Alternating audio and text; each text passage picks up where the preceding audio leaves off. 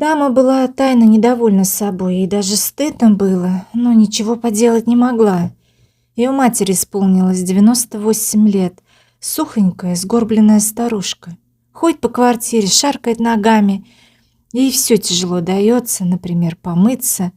Очень боится подскользнуться, упасть, а посуду моет 2 приема. Справиться с чашкой, с тарелкой, небольшой отдых, а затем за кастрюльку примется. Слабость заперла ее в однокомнатной квартире, на улицу уже не выйдешь, ноги свои отходили. А дочери приходится к матери приходить, делать то, с чем пожилой человек не справляется, а для этого ей нужно ехать по городу примерно час.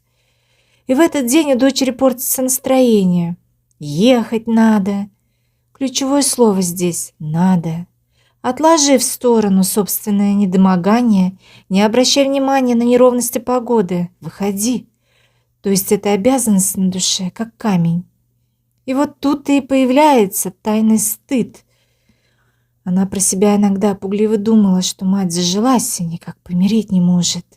Она думала, что такая жизнь не жизнь, а жалкое стариковское прозябание. И себя жалко. Кто знает, может, я через 5 лет сама загнусь так, что встать не смогу. А тут приходится ради старой, можно сказать, отжившей матери отказываться от себя. Не посидеть, не полежать, не погулять.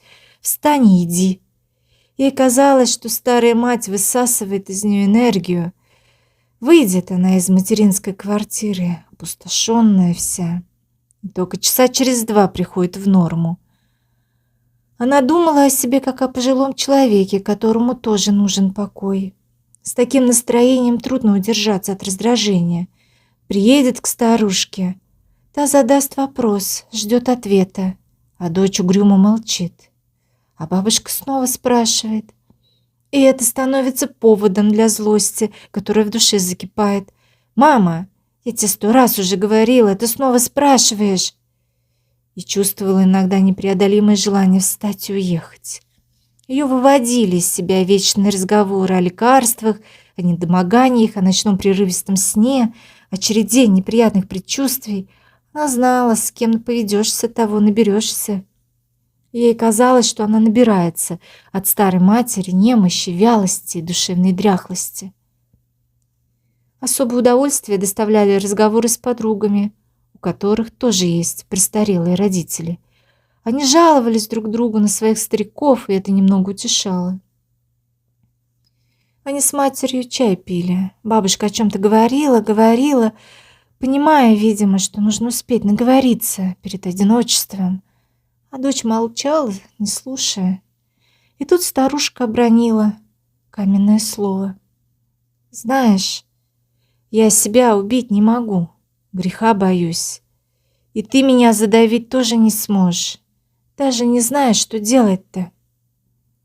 Дочь посмотрела на нее с недоумением и увидела человеческую, беспомощную боль. Рядом же человек. И это твоя мать. Нам иногда кажется, что в старости мы иными будем. Откуда-то берется странная уверенность, что нас минует горькая чаша беспомощности. Иллюзия сознания. Ситуация, когда старый отец или старая мать живут и живут, становится испытанием для нас. Может, самым тяжелым испытанием. И здесь сможет по-настоящему помочь только сердце.